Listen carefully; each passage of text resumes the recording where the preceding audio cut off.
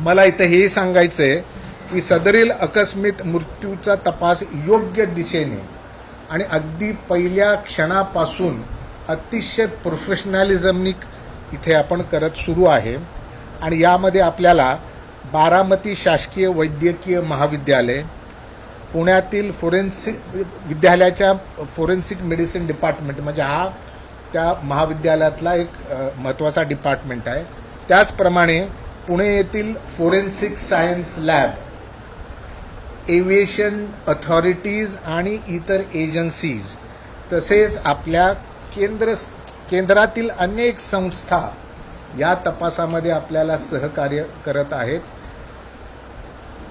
त्याचसोबत जे aircraft accident investigation bureau आहे, ज्याला आपण AAIB असं म्हणतो,